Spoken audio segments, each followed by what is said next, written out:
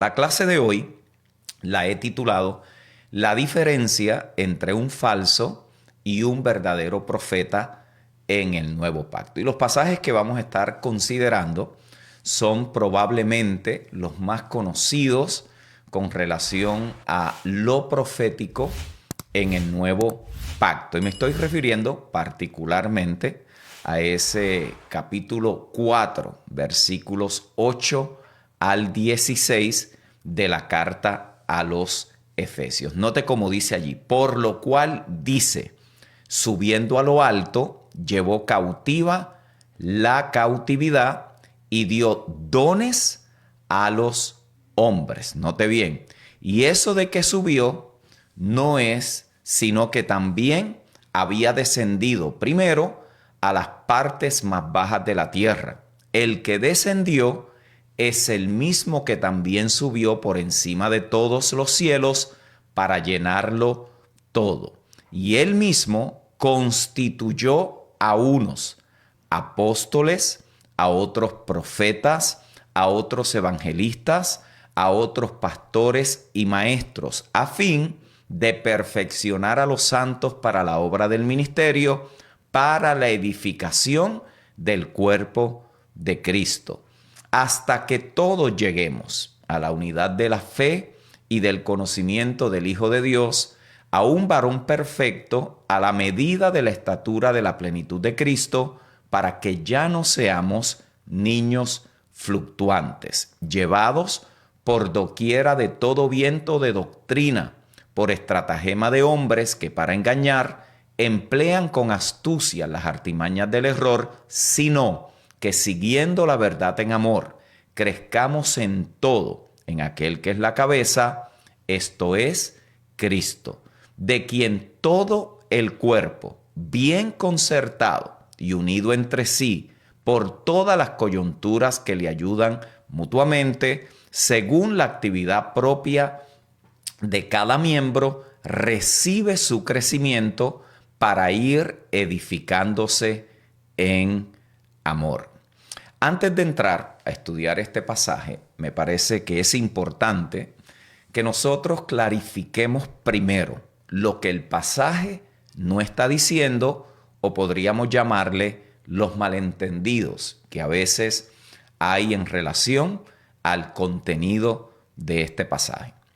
La tendencia interpretativa, la regla en la cual estos textos usualmente se interpretan en los círculos apostólicos proféticos con relación a lo que este pasaje contiene, es que lo que Pablo estaba estableciendo aquí era una forma de gobierno eclesiástico, o también en algunos círculos se interpreta como una serie de oficios que eventualmente ellos serían los que gobernarían la iglesia. Sin embargo, yo creo que usted está de acuerdo conmigo, si usted ha leído ese pasaje con detenimiento, sin filtro, que eso no está en el pasaje. Eso es lo que se llama una inferencia, eisegesis. Es algo que se le impone al pasaje para que se ajuste a una escuela de interpretación en particular. El contexto del pasaje es clave y ustedes me han escuchado decir contexto, mis hijos, contexto. El contexto de este pasaje es sobre algo que ocurrió como resultado de la resurrección y ascensión de Cristo, que llenó el universo, llenó los cielos y llenó también la tierra. Este pasaje de lo que trata es de la calidad de la vida de Cristo que llena el universo. En el pasaje no se está considerando absolutamente para nada cómo dirigir correctamente la organización que se le llama iglesia. El texto 9 dice que el que había descendido es también el que subió por encima de todos los cielos, y note esto, para llenarlo todo. Este texto establece que Jesús entonces es quien es el primer humano glorificado, el mismo que descendió es el mismo que ascendió a los cielos para llenarlo todo.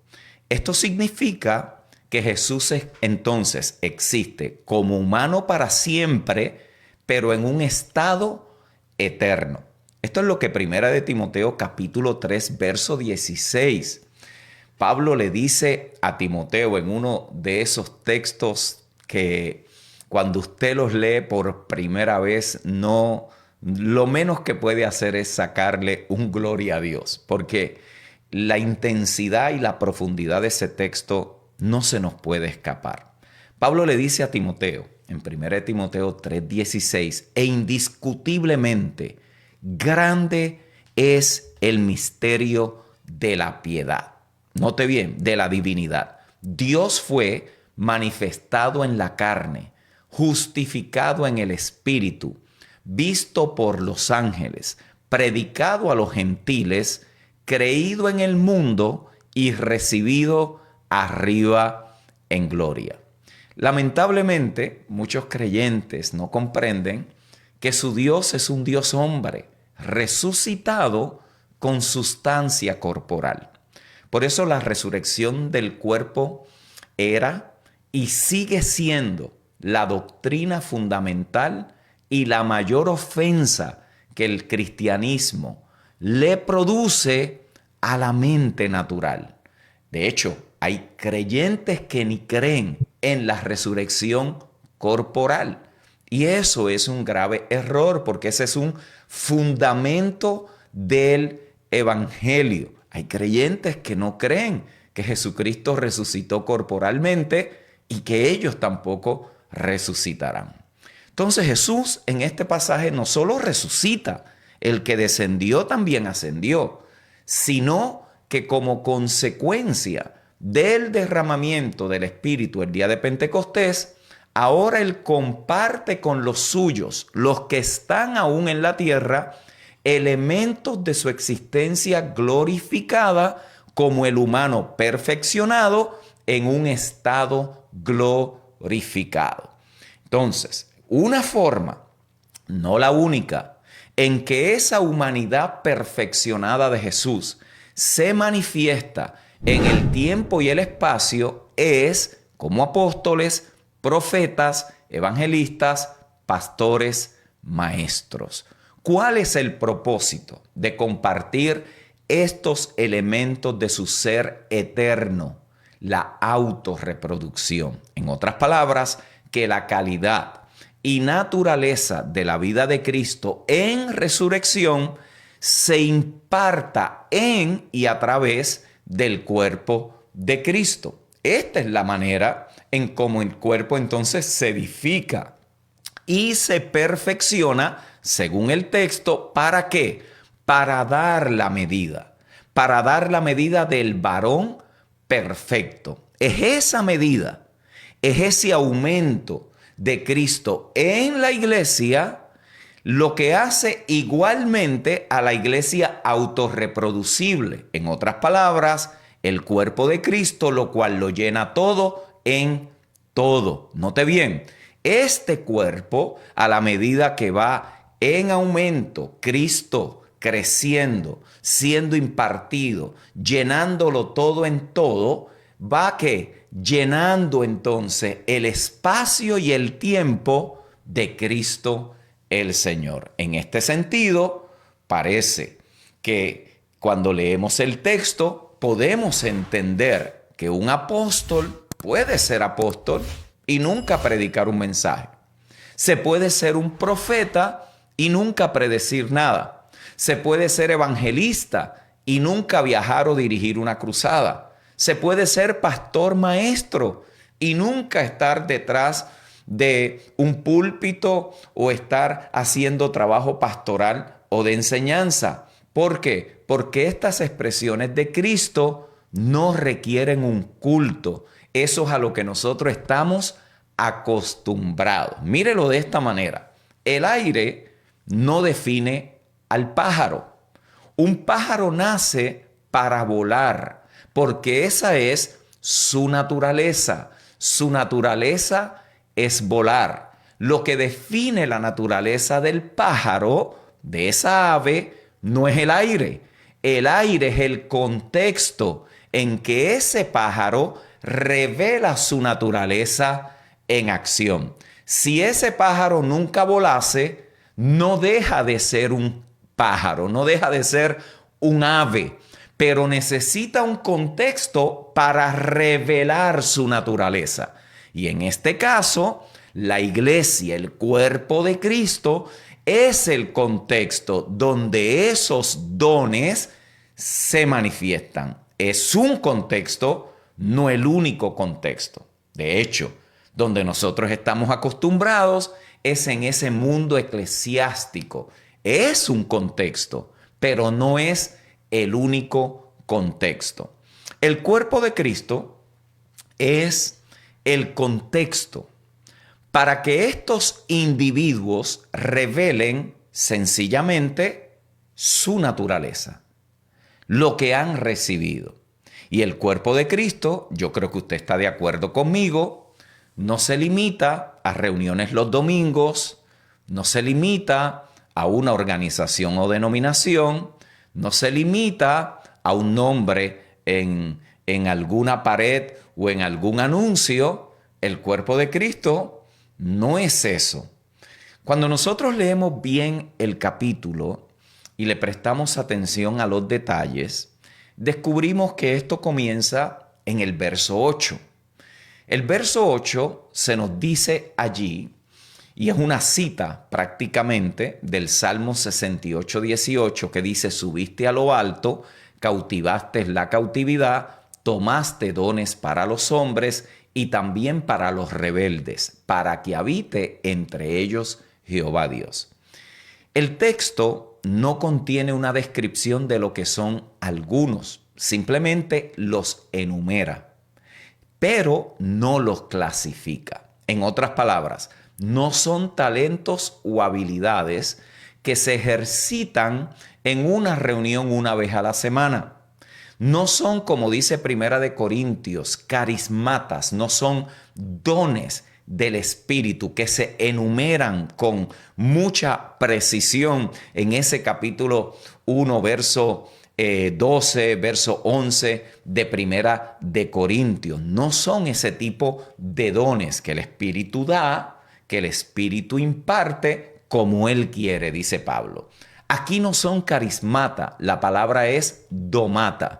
Y la idea es resaltar el carácter del que posee el don, más que los beneficios que el don provee. Esto es importante, por eso cuando usted leyó allí, cuando pasé la pantalla, notó que le coloqué allí un número de la concordancia Strong, la palabra que se usa en el original, para que usted pudiera luego relacionar eso. La palabra aquí lo que persigue es no enumerar una serie de dones, sino resaltar un carácter, una naturaleza, una capacidad más que los beneficios que eso puede proveer. ¿Por qué esto es así en ese texto? Porque estos dones están entretejidos en la naturaleza de quien los posee. Son el depósito de un aspecto de la naturaleza de Cristo en los seres humanos. El don en este caso no es algo que se hace, sino la persona misma. Los dones que Él dio a la iglesia en ese capítulo 4 no son cosas, son personas. Estos dones tampoco hablan de un símbolo de estatus o de rango.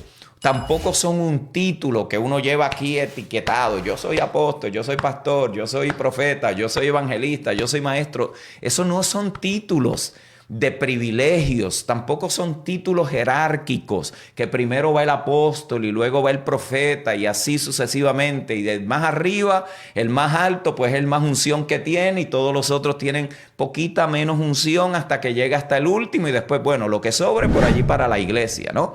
Entonces, parece ser la forma en cómo a veces se mira. Ya están los ignorantes y aquí estamos los que sabemos mucho, ¿vio? Entonces, tenemos un malentendido de lo que estaba representando el apóstol Pablo a la iglesia por medio de estos versos. Si quisiéramos usar una metáfora para que nos ayude a entender bien o con mayor precisión, debo de decir, lo que se está diciendo allí, quizás la metáfora que mejor representa eso es la de un lenguaje de contratistas. ¿Por qué? Porque en el verso y también en gran parte del capítulo se habla de edificar, se habla de perfeccionar, se habla de edificios que crecen. Note lo que el texto no usa. No usa palabras militares y tampoco de gobierno. ¿Por qué? Porque la intención no es establecer una jerarquía, sino dejarle saber a los santos que Cristo se ha impartido como un don a ciertas personas para que ellos lo puedan representar en un aspecto distintivo de su vida resucitada. Esos dones tampoco son la cabeza de la iglesia. Ellos no son los gerentes generales como si fuera una empresa, una multinacional. La iglesia ya tiene cabeza, la iglesia ya tiene jefe y su nombre es Jesucristo.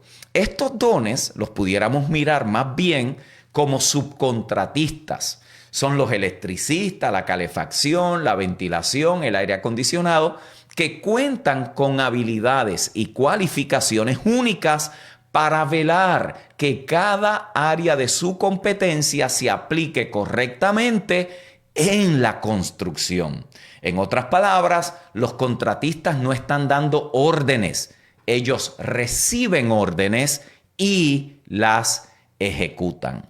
Su autoridad en función se limita ¿a qué? A su don y el ámbito en el cual ellos tienen que cumplir esa asignación. Escuche bien esto.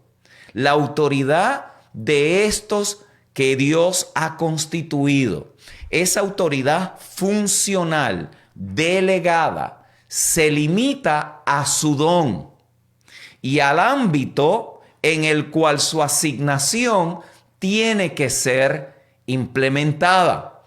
Quien mejor describe esto es el apóstol Pablo.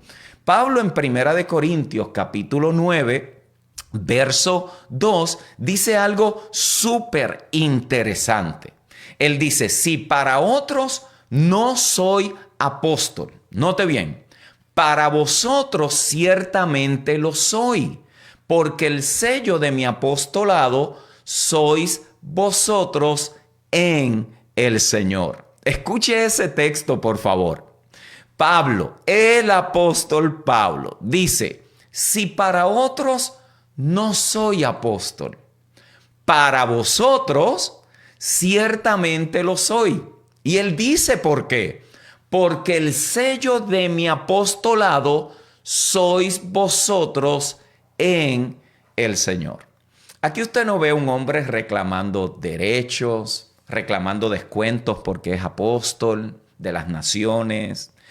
Aquí usted no lo ve como que imponiendo que hay que obedecerlo donde quiera que él vaya porque ahí llegó el apóstol. ¿Vio?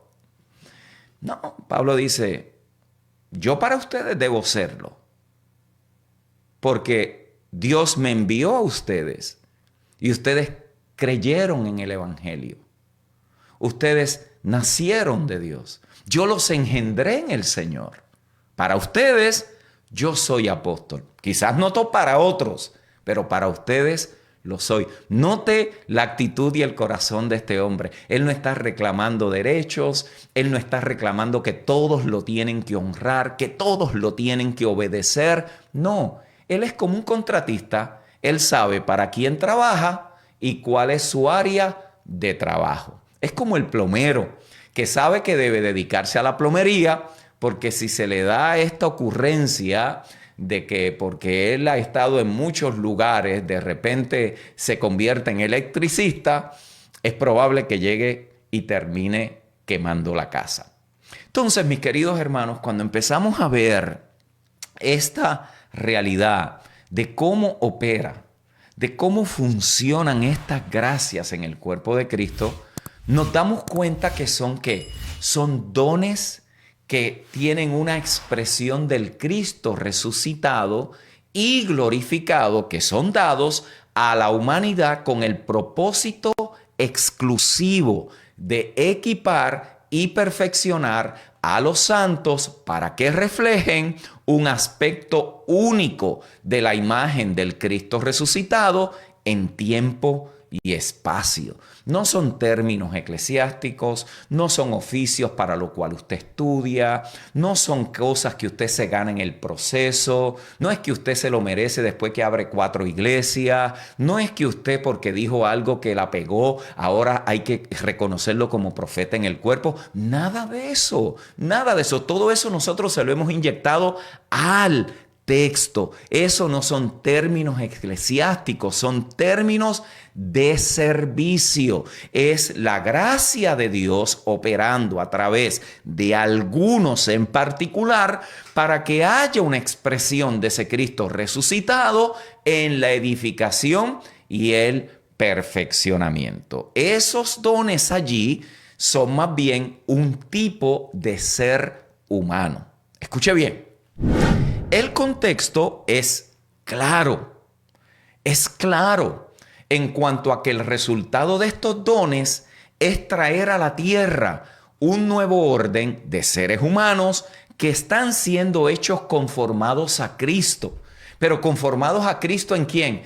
En resurrección. En este sentido, el cuerpo de Cristo entonces es la incubadora para la formación de esa nueva clase de seres humanos. Por eso es que usted no se forma en un vacío. Por eso es que usted no puede ser un cristiano de casa. Usted no puede ser un cristiano solitario. Usted no puede ser un hijo de Dios allá aislado en una cueva escuchando a Dios solamente, y cuando usted baja hay que todo el mundo decirle Osana al que viene en el nombre del Señor. No, usted es parte de una familia. Usted es parte de un cuerpo. Usted se congrega. Usted aprende de los hermanos, de los líderes, de aquellos que Dios ha puesto para que haya una dirección puntual, desarrollo orgánico en medio de esa familia espiritual. Ese contexto es la iglesia del Señor, es el cuerpo de Cristo. No se niega que este orden de la humanidad se exprese a veces en reuniones corporativas, es obvio, pero eso es solo una faceta muy pequeña de lo que significa ser cualquiera de estos dones de Efesios 4, incluyendo el don profético. Y aquí es donde, mis queridos hermanos, nosotros empezamos a entender un poco más de este don que se ha dado a la iglesia, de este regalo, de este tipo de ser humano, de este tipo de persona. Aquí es donde entendemos que el profeta, porque es el tema que hemos estado desarrollando, lo mismo sucede con los otros que Dios ha constituido, lleva en sí mismo un elemento único de la naturaleza de Cristo. ¿Vio? Tiene una particular gracia para ese trabajo de edificación y perfeccionamiento. Ese elemento único está diseñado para servir al cuerpo de Cristo y a través del cuerpo al mundo de igual manera. ¿Vio? Por lo tanto, el profeta, en esa gracia que ha recibido, le sirve al cuerpo de Cristo, y a través del cuerpo de Cristo se va a ver el aumento de la imagen de Cristo en y a través de la iglesia. Ese don profético es una gracia diferenciadora que Dios constituye, imparte, da sobre algunas personas distintas a la gracia universal que hablamos en la primera clase de Joel capítulo 2. Todos en cierta medida operamos en la capacidad profética. ¿Por qué? Porque tenemos también el llamado de traer luz a otros, de clarificar aquello que estaba oculto. Pero ser profeta es más que ejercer un don. De hecho, el mero ejercicio de un legítimo don, de un don profético legítimo, como aparece en Primera de Corintios capítulo 12 y al capítulo 14, que opera, que se manifiesta, que se expresa a través de alguna persona, un don legítimo, no significa que automáticamente esa persona es un profeta. Simplemente lo que significa es que la persona forma parte de la nueva creación. Un profeta puede ejercer esos dones, puede ejercer varios dones, pero no son los dones lo que lo define. Escuche bien esto. No son los dones lo que lo define. Si la expresión de un don siempre requiere un culto, para que ese don se exprese, hemos creado un obstáculo para la manifestación del reino de Cristo en la tierra. Escuche bien esto porque esto es importante. Si la expresión de un don requiere un culto, requiere un equipo de adoración, requiere un micrófono, requiere que alguien esté gritando y sudando y hablando que hasta que se queda ronco. Si eso es lo que se requiere, lo que nosotros hemos creado es un obstáculo para la manifestación del reino de Cristo. Si los cultos son la única expresión de los dones, lo que nosotros hemos hecho es que nos hemos metido en una burbuja cristiana. Y eso significa que solo tiene sentido para los que están dentro de esa burbuja, pero ningún sentido en absoluto para los que están afuera. ¿Quién es el ejemplo de esto? El ejemplo de esto es el Señor Jesús. El Señor Jesús no se metía a las sinagogas a hacer milagros. Él los hacía en el mercado. Él los hacía mientras caminaba. Él los hacía cuando enseñaba. Él hacía donde estuviese Él allí. ¿Por qué? Porque el don no era simplemente ejercido en cierto contexto. Él era el don dado y donde Dios lo quisiera usar, allí Él podía operar. Lo que nosotros hemos creado es una burbuja que nosotros mismos nos alimentamos de ella y hemos creado un obstáculo para la manifestación de ese aumento de Cristo en las naciones. Los profetas no funcionan solo en las actividades del mundo eclesiástico. Eso es una mentalidad que nosotros hemos desarrollado, que hasta cierta medida forma un dualismo, una división entre lo que es secular y lo que es sagrado. Soy profeta el domingo, pero el lunes ya no lo soy. ¿Vio? Ser profeta no se limita a 2 horas del domingo por la mañana. Los profetas son profetas en el trabajo, en el hogar, en la tienda, en el partido de béisbol y también durante las reuniones corporativas. Ahora, si lo que usted entiende por profeta es que está gritando, despeinado, que está diciendo cosas, prediciendo cosas todo el tiempo, por eso es que tenemos los embelecos que tenemos hoy. Y como vamos a ver, ser profeta envuelve mucho más de lo que usted y yo quizás estamos acostumbrados a ver y a manifestar. Ser profeta no es una utilidad espiritual que usted apaga y prende. No, esto no es como si fuera un switch de luz. Usted no deja de ser apóstol. Usted no deja de ser evangelista. Es la naturaleza lo que lo define, no el ejercicio del don. Es un estado del ser que tiene como resultado ayudar a otros ¿a qué? A ver y a permitir que otros vean lo que el profeta ve. Un profeta será un profeta en cada dimensión de la existencia de la vida. Pero también sucede con el apóstol, con el evangelista, con el pastor, con el maestro. Eso no es que usted lo apaga, lo prende y lo enciende y necesita ciertas condiciones y cierta clase de música y humo y luces para que la unción baje. Esos son embelecos nuestros, queridos hermanos. Esa no es. la función primaria y particular. Los profetas funcionan en la vida, no solo en la burbuja cristiana. Ahora bien, ¿cómo nosotros diferenciamos, cómo distinguimos a un verdadero profeta de un profeta falso? ¿Cómo? ¿Cómo? ¿Cuál es su regla de juicio? Porque creo que usted estaría de acuerdo conmigo que ser capaz de hacer una predicción exacta sobre alguien o de algún acontecimiento, o una palabra precisa de conocimiento, o una profecía personal, o que le leyeron la vida a alguien, no convierte automáticamente a nadie en un profeta. Yo creo que usted estaría de acuerdo conmigo en eso. ¿Por qué? Porque los falsos profetas, los psíquicos de la nueva era, los ocultistas y los demonios pueden hacer exactamente lo mismo. ¿Vio? El poder, las señales y los prodigios, incluyendo la profecía predictiva exacta, no tienen ninguna cualidad definitoria o algo que valide en absoluto.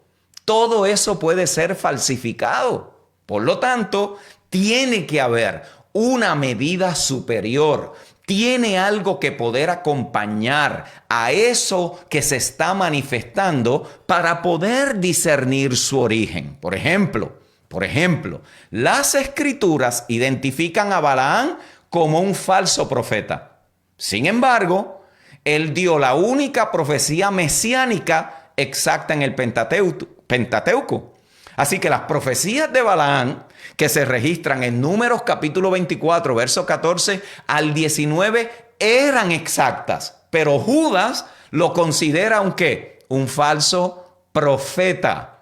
Note, la exactitud predictiva por sí sola no significa absolutamente nada.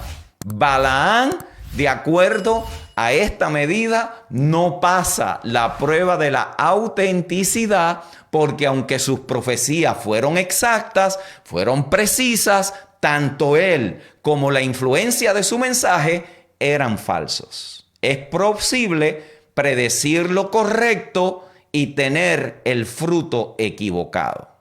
Por lo tanto, aquí es donde uno empieza a entender la diferencia.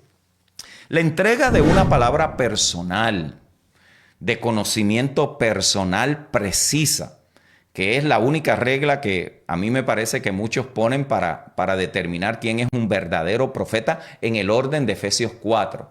Es la expectativa. En los círculos proféticos apostólicos parece ser lo único. Y eso es legítimo. No hay nada malo con eso. Óigame, esa palabra puede venir a consolar.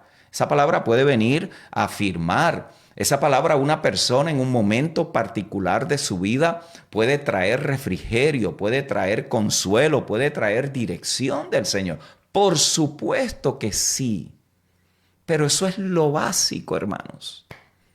Eso es lo menor de lo que significa ser profeta. Eso es en la escala, es lo principiante. Es como decir 1 más 1 es 2. Eso es lo básico. Y eso, como ya vimos, tampoco valida que es un profeta. Es que dio una palabra precisa. La prueba de autenticidad de cualquier ministerio, pero que estamos en esta serie es acerca de lo profético. Debe de tener por lo menos 3 aspectos que lo validen. El primero es el carácter del que habla.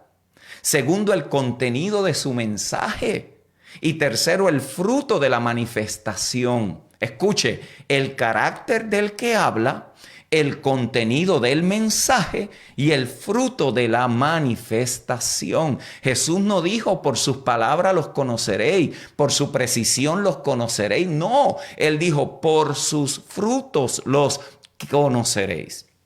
Por eso, las manifestaciones sobrenaturales de cualquier tipo, incluyendo los aspectos de la función profética, solo tienen valor si se incluyen los otros dos elementos y están en consonancia. ¿Por qué? Porque el poder por sí solo no testifica. Las señales y los prodigios falsos también son una realidad. La razón por la que las señales de Jesús y los apóstoles fueron de testimonio fue ¿por qué? Porque el carácter y el contenido del mensaje estaban presentes. Todos ellos en carácter y en mensaje reflejaban la naturaleza del Padre Celestial.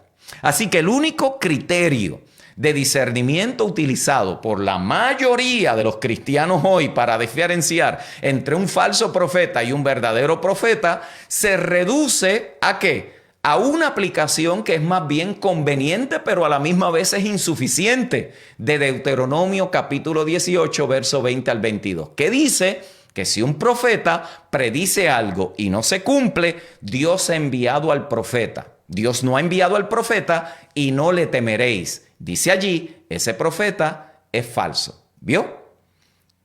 Algunos dicen, eso se dio, tiene que ser profeta.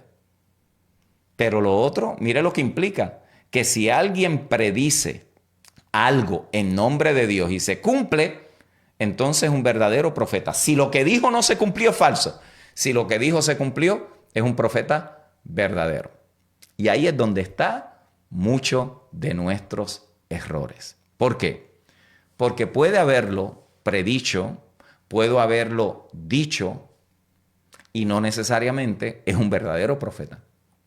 Note bien, puede que lo sea, puede que no, puede que sí, puede que no. Tienen que haber los otros elementos. ¿Por qué? Porque según la norma de Deuteronomio, alguien que da una profecía vaga debe ser temido, pero alguien que dé una profecía exacta, cuyos efectos son negativos, a ese profeta había que matarlo. Escuche bien. ¿Por qué? Porque la profecía exacta se trata con más severidad en la Escritura.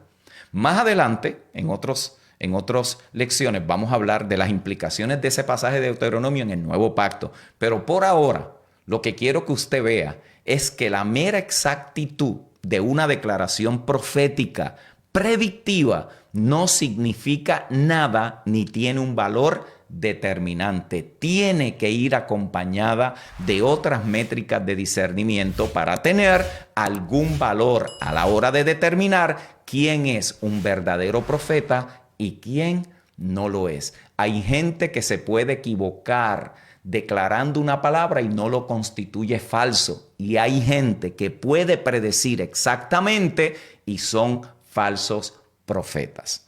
Para esto tenemos que entender cuáles son entonces esas características que se ven. Y vamos a enumerar una solamente hoy para terminar la lección y en los próximos lunes de inspiración continuamos con esta serie de esas características que constituyen a un verdadero profeta.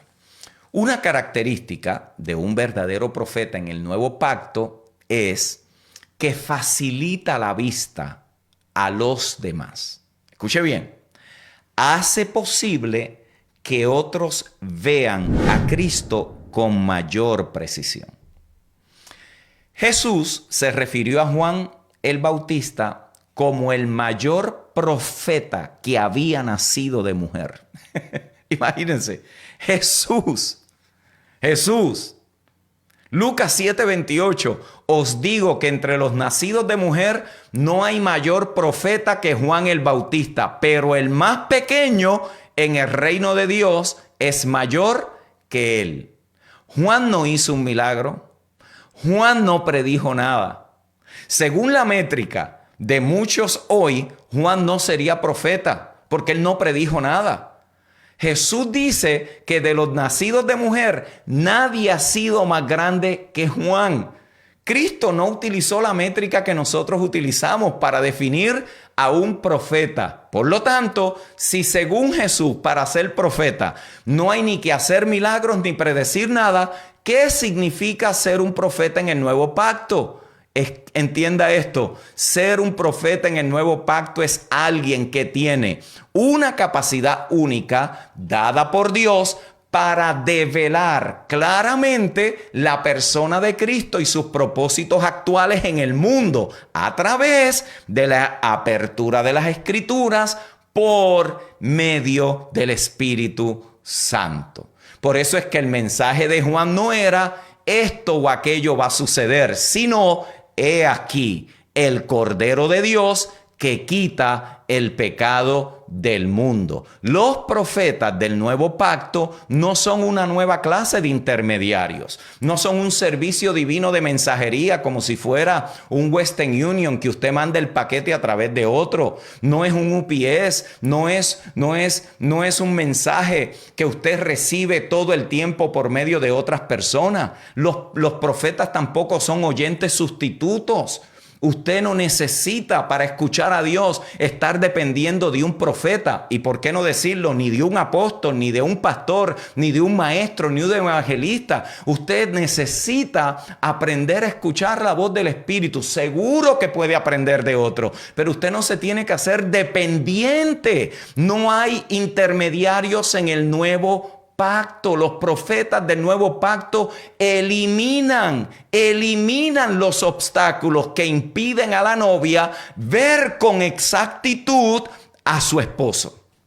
Eso es lo que ellos hacen. No llevan a la gente a depender de ellos. No llevan a la gente a que cada vez que tú necesites escuchar algo de Dios, me llamas, que Dios me va a dar una palabra para ti. Bueno, y si la acompañas con una ofrendita, pues tú sabes, me viene con más precisión. No. Entonces ahí es donde necesitamos comprender cuál es la función. Develar, mover los obstáculos para que la gente vea con mayor precisión a Cristo. Que puede traer una palabra de conocimiento para una vida. Seguro que puede de igual manera, por medio del Espíritu, predecir algo que puede llegar a suceder. Por supuesto que sí, pero la función primaria no es esa. La función primaria es que Cristo sea visto. Por eso es que los apóstoles, profetas, evangelistas, pastores y maestros, si no son diestros en la palabra de justicia, si no están claros en lo que es verdaderamente el nuevo pacto, lo que hacen es confundir, mezclar a la gente en pactos que ya caducaron, viviendo de simbología, viviendo de sombras, viviendo de cuentos que no tienen nada que ver con la realidad de Cristo en la vida de los santos. Entonces esto puede implicar, por supuesto, a veces la declaración de la palabra, puede ser predictivo, puede ser revelador, no porque sea nuevo, sino porque se remueve el velo de mucha gente. Los profetas del nuevo pacto facilitan la vista en los demás. Y lo hacen de una forma que es diferente a los otros, que es diferente al apóstol, que es diferente al evangelista, que es diferente al pastor y al maestro. En el nuevo pacto no hay lugar para la eterna dependencia de los profetas como sustitutos espirituales de la vista y el entendimiento. Por eso es que usted va creciendo en entendimiento, conocimiento y sabiduría espiritual. Y en medio de eso dice para que sepamos. Si usted después de 30 años en el evangelio, 10 años en el evangelio, usted necesita un intermediario entre usted y Dios, usted no ha conocido la obra de la cruz, que removió los intermediarios, que canceló los intermediarios. Nos sujetamos mutuamente, aprendemos los unos a los otros, pero en última instancia tenemos que tener varas de medir, criterios de juicio, porque lo que diga cualquier persona no significa que es verdad. Los profetas ayudan a otros a ver, a tener esa comprensión de las cosas espirituales que pertenecen al plan y propósito de Dios en Cristo y que afecta directamente a la persona. Pablo no se consideró en sí mismo, o por lo menos no declaró que él era un profeta. Sin embargo, describe la función profética en su apostolado. Él la describe. La dice allí en Efesios capítulo 3. Note bien, capítulo 3, versos 8 al 11. Dice, a mí que soy menos que el más pequeño de todos los santos, me fue dada esta gracia de anunciar entre los gentiles el evangelio de las inescrutables riquezas de Cristo. Note, y de aclarar a todos los santos cuál sea la dispensación del misterio escondido desde los siglos en Dios, que creó todas las cosas para que la multiforme sabiduría de Dios sea ahora dada a conocer por medio de la iglesia a los principados y potestades en los lugares celestiales, conforme al propósito eterno que hizo en Cristo Jesús, para poder ¿qué? Aclarar a todos los santos. Mis amados, y quizás alguno dice, pero no es eso lo que se supone que todos hagamos. Seguramente que sí. Y por eso todos, en cierto sentido, somos profetas.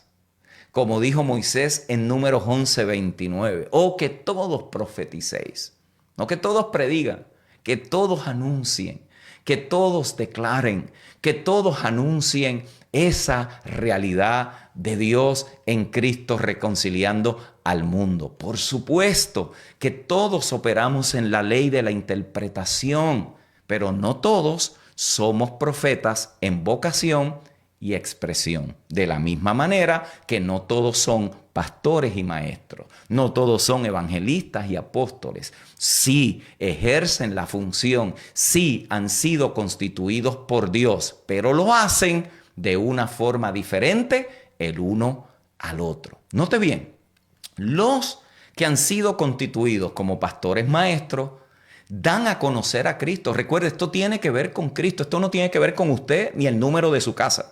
¿Está claro en eso, no?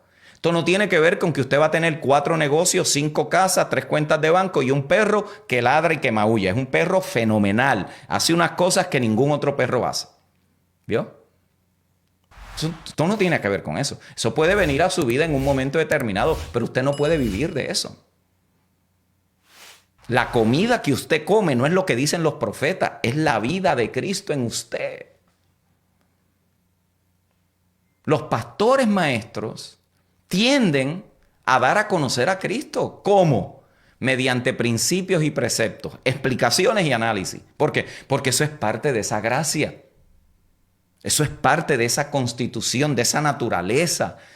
Así es que han sido configurados por Dios. Sin embargo, los profetas se sienten muy cómodos usando metáforas, parábolas, analogías, historias, imágenes. Tienen esta capacidad de explicar cosas sin mucho análisis. Los pastores maestros informan a partir de ¿qué? De una presentación disciplinada del contenido. Pero los profetas no. Los profetas, por esa gracia que Dios le ha dado, cuando están presentando a Cristo, es como un ajá.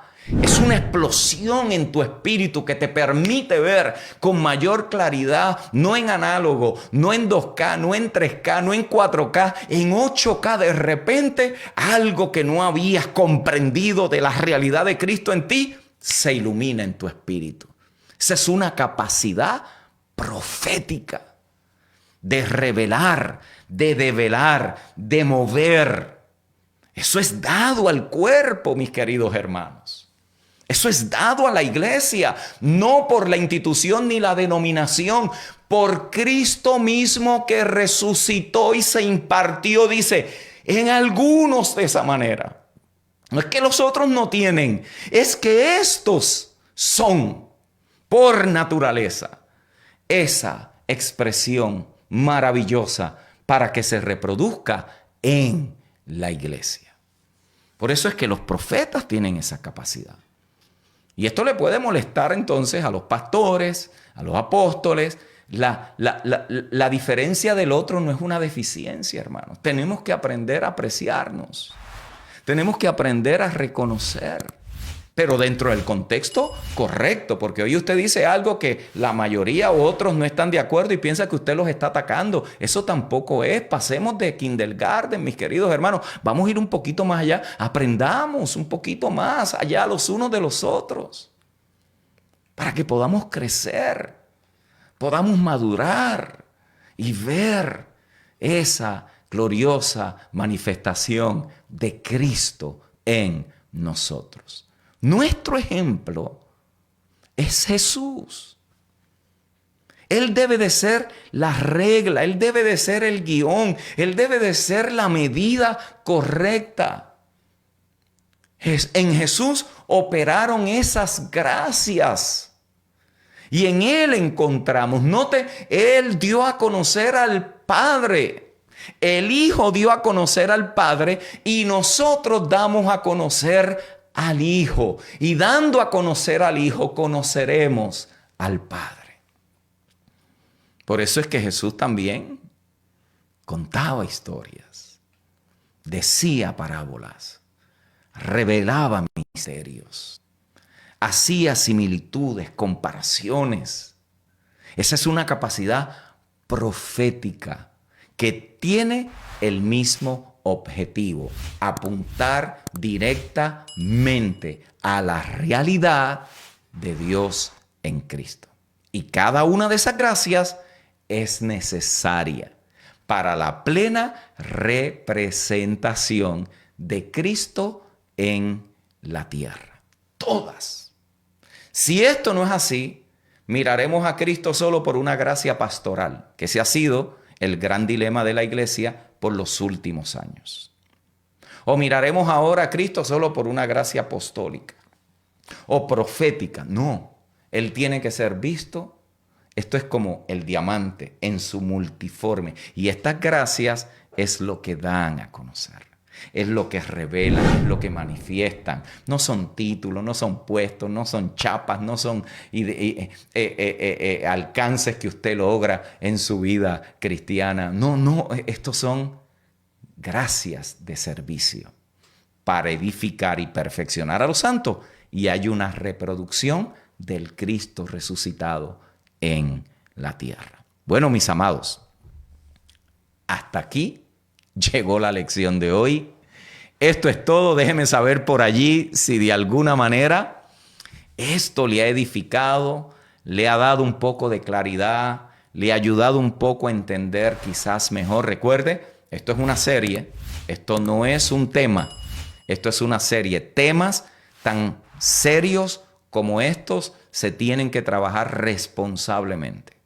Y por eso me tomo el tiempo para poder trabajar en cada una de estas intervenciones un aspecto del tema. Esto es amplio, esto es profundo, esto tiene implicaciones serias para la iglesia hoy, serias implicaciones. Y mi interés es que podamos, a la medida que el Señor nos permita entenderlo, comprender ese aspecto de la realidad del Cristo resucitado, expresado a través de estos que Él ha constituido. Si tenemos esa simple disposición, yo creo que muchas cosas se ordenarán en nuestra vida, en nuestras congregaciones, y evitaremos mucho dolor y mucho abuso en el proceso. Así que, mis queridos hermanos, déjenme saber si esta palabra le ha edificado, le ha ayudado, le ha sido de bendición y de bien, para que usted pueda seguir creciendo en el conocimiento del Señor. Recuerden, los que desean ser parte de la comunidad virtual, transformadosencristo.com, una bienvenida a todos los maestros que son parte, a todos los estudiantes, mejor dicho, que son parte de la comunidad virtual. Semanalmente, nuevos estudiantes se van sumando y los testimonios son maravillosos. Estoy seguro y veo por allí muchos que son parte de la escuela Transformados en Cristo. Y bueno, estamos felices con lo que el Señor está haciendo y cómo el Señor está siendo revelado al espíritu y a la vida de muchos hermanos que en muchas ocasiones han venido del desgaste, han venido del maltrato, han venido del abuso, han venido de la mezcla y hoy se encuentran centrados, establecidos y creciendo sanamente en el Señor y sirviendo en sus congregaciones ahora con un fundamento completamente cristocéntrico. Así que si usted desea ser parte de esto, transformadosencristo.com, mis amados, será hasta la próxima. Que tengan una bendecida, próspera semana en el Señor. En todo lo que hagan, recuerden, servimos a Dios y somos de beneficio para la humanidad. Bendecidos son todos.